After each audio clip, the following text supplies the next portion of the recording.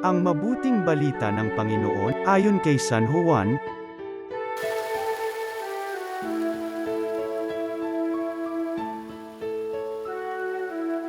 Noong panahong yon, marami sa mga Hudyo ang dumalaw kina Marta at Maria upang sila'y aliwin. Nang marinig ni Marta na dumarating si Jesus, sinalubong niya ito, ngunit si Maria'y naiwan sa bahay. Sinabi ni Marta, "Panginoon, kung kayo po'y narito, hindi sana namatay ang aking kapatid. Ngunit nalalaman kong kahit ngayoy ibibigay sa inyo ng Diyos ang anumang hingin ninyo sa Kanya.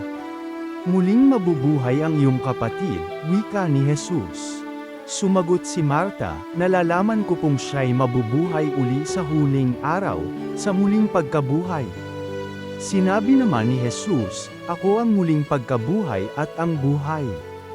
Ang nananalig sa akin, kahit mamatay ay muling mabubuhay, at sino mang nabubuhay at nananalig sa akin, kahit mamatay ay mabubuhay kailanman." Pinaniniwalaan mo ba ito? "Opo, Panginoon," sagot niya. "Nananalig ako sa inyo. Kayo po ang anak ng Diyos, ang Mesiyas na inaasahang paparito sa sanlibutan." Ang mabuting balita ng Panginoon.